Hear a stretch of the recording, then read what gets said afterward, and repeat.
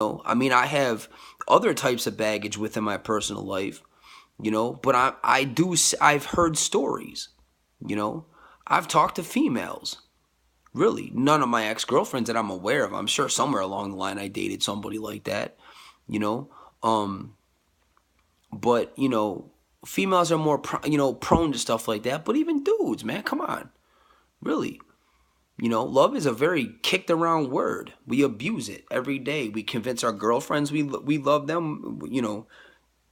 If you got a boyfriend, like you girlfriends. I mean, some of you girls are dogs, man.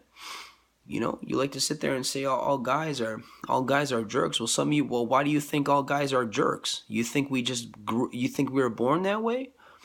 You know, it takes two to tango. Once upon a time, that guy was a nice guy until a mean girl came around and turned him into a jerk.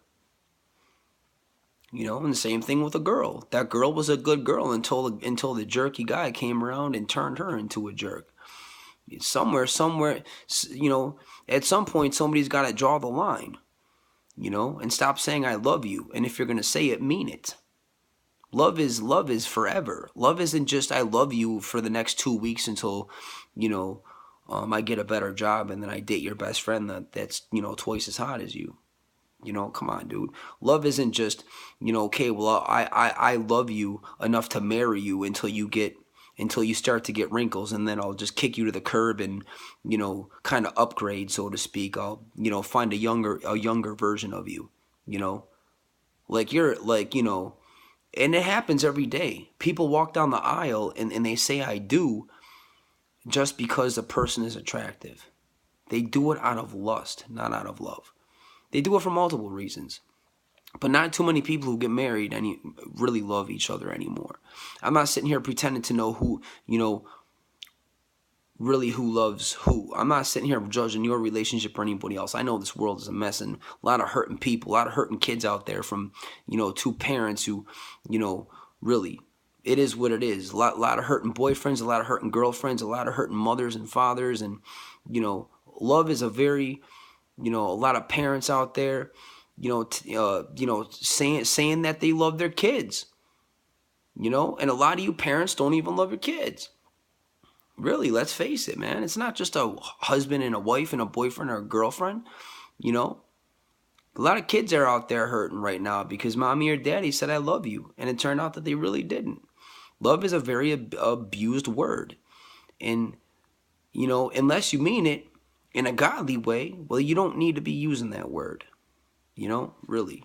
I mean, I don't mean to go off on a rant, but it is what it is. I felt it had to be said because, you know, I'm not saying don't trust people. I'm just saying, you know, think before you speak. Do it. You know. But anyways, the biblical version of love is found in Corinthians chapter 13, 1 through 13. So I actually looked that up on my phone. And this is what it says for love. So this is what love is, real love. This is again Corinthians according to the Bible. I mean, I'm sure there's more examples in the Bible. Well, first of all, God, one of God's qualities is agape love, which means loving somebody is not a fuzzy teddy bear type of way. It's a it's doing what's better good for the person. You're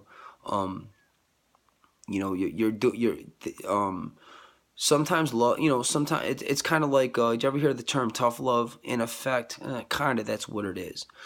You know, so I mean, if love is not selfish. Love is not self-centered. A lot of people get into marriages and relationships, like I said, because they just want to, because they're either lonely or I don't know, their girlfriend or boyfriend is they're attractive and they just want to do it for, I don't know, they want their friends to say, wow, you got a good looking so and so or whatever.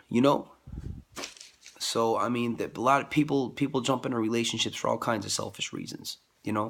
Maybe a female wants to use you for your money, or a guy wants to use his girlfriend for money. Happens too. For all kinds of reasons, man. But not too many people really end up dating one another, because they really want to date. You know, I'm not saying everybody's like that, but I mean, if you really need to use discernment, I'm definitely not saying don't trust anybody. But somebody says I love you, really take it with a grain of salt. I'm not saying they don't love you, but love is a very abused, it's a very abused word, and don't ever fall into that trap and really believe somebody. That make sure that you, if you're gonna start to believe something like that, make sure that person means it. Because if that person turns to, walk away from you, and you really bought into the fact that they loved you, and they just, it happens every day. Happens every day. Husbands, wives, girlfriends, boyfriends, everything, man. Really. I mean, it could really mess somebody up. I've been through a lot of stuff, but nothing like that.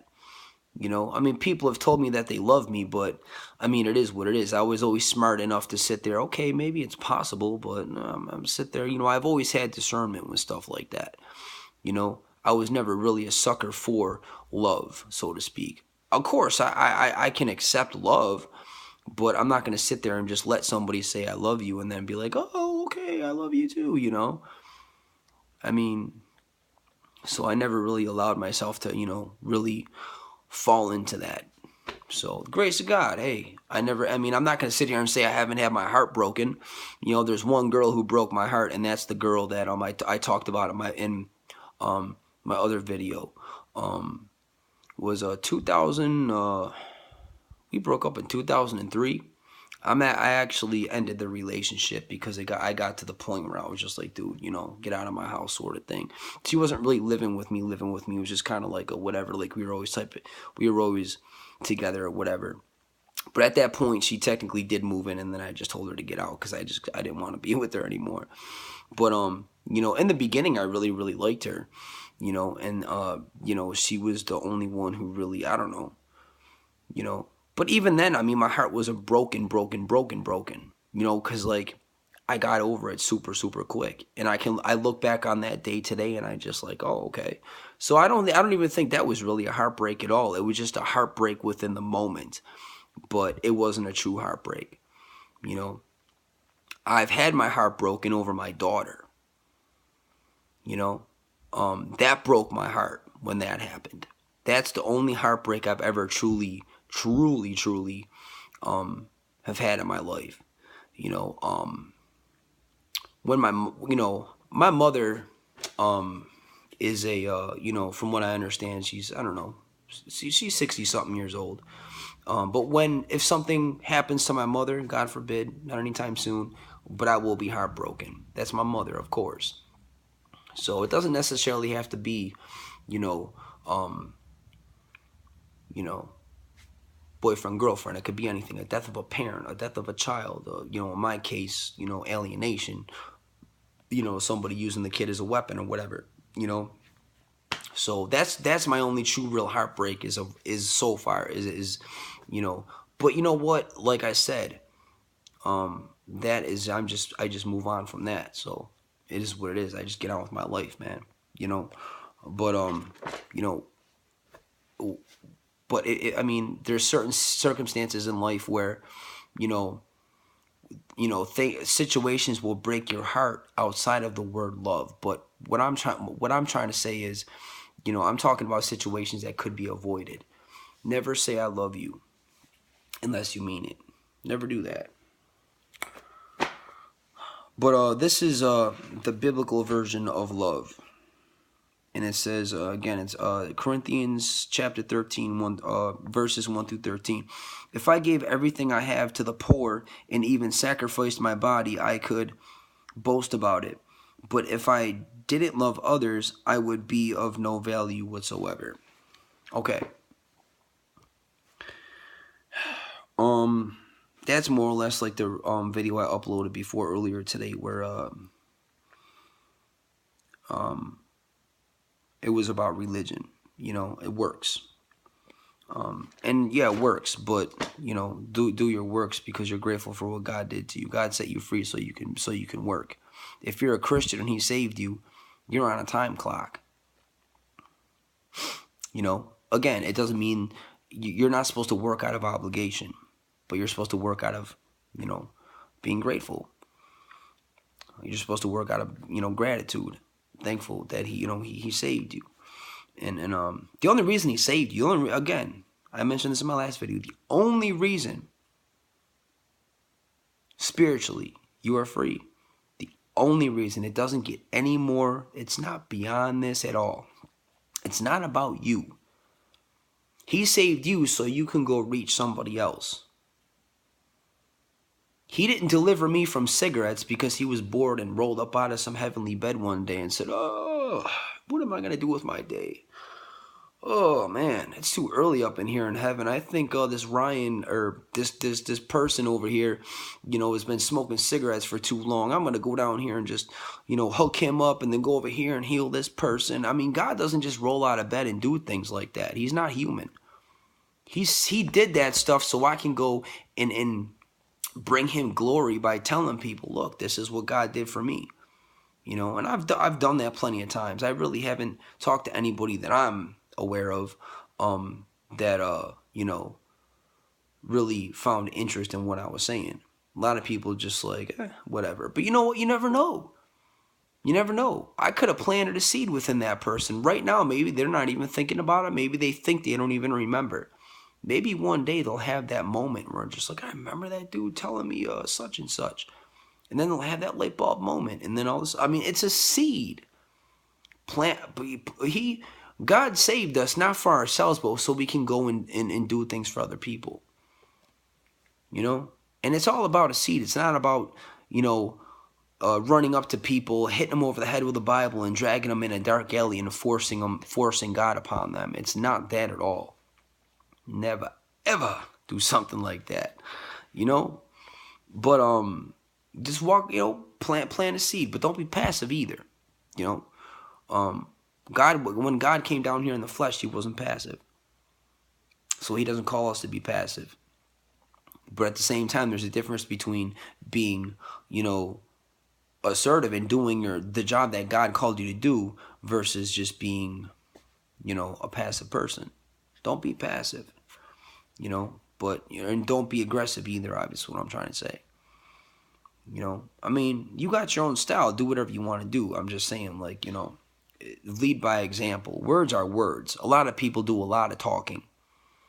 You know, it's not really about, you know, it's not really about the words you speak. It's your lifestyle. How are you living? You know, I mean, are you preaching on something that you're not living?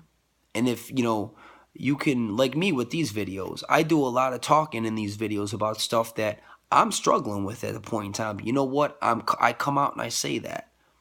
I'm not being a hypocrite because I'm sitting here telling you right now that some of this stuff, not this stuff in the video, this particular video, but when I do a lot of videos, it's because that's stuff that I'm, you know, working out with God at the point in time. And maybe I'm reading about it or studying about it. So I just want to, you know, kind of relay the message to you know, anybody who might view these videos because maybe you're working on what I'm working on right now. It is what it is. That's not being a hypocrite. That's just some dude, you know, a flawed guy like myself. You know, hey, I'm willing to admit it. I'm a flawed guy. So, you know, maybe I can reach somebody else. You know, that's not being a hypocrite. Being a hypocrite is, you know, pretending like you have it all together when you're a mess. That's basically what hypocrite is. Walking around pointing your finger at everybody else, and then you go home and you're you know, the mask comes off, sort of thing. You know, I'm not picking on anybody. I'm not.